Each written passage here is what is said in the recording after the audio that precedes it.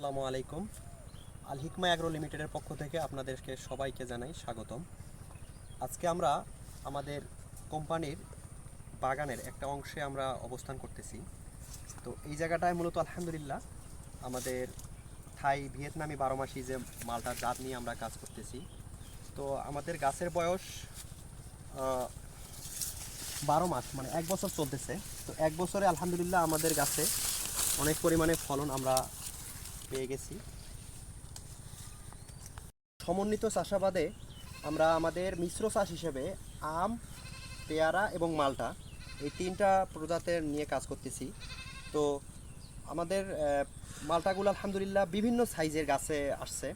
তো দেখেন আলহামদুলিল্লাহ একটা করে থোকায় 4টা 5টা করে আমাদের আসছে, মালটা আসছে আলহামদুলিল্লাহ।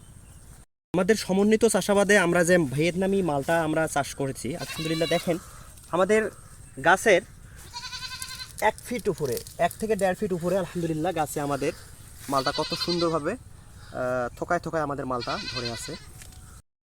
আমাদের গাছের নিচে যেমন মালটা, তেমনি আমাদের গাছের উপরে একদম মগ ডালে মালটা আলহামদুলিল্লাহ থোকায় থোকায় মালটা আমাদের ধরে আছে।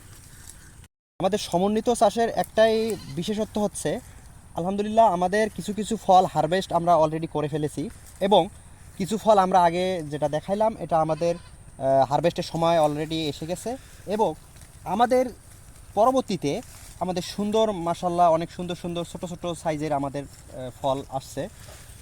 এই নিয়ে আমরা কাজ করে থাকি।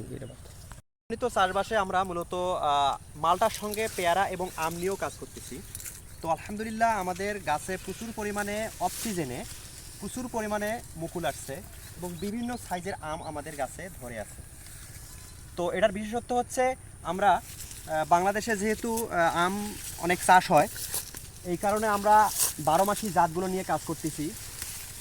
তাহলে দেখা যাচ্ছে আমাদের একদিকে আমাদের ফলনও আমরা বেশি পাচ্ছি, আবার আমাদের রেটেও দামেও অনেক বেশি আমরা পাচ্ছি।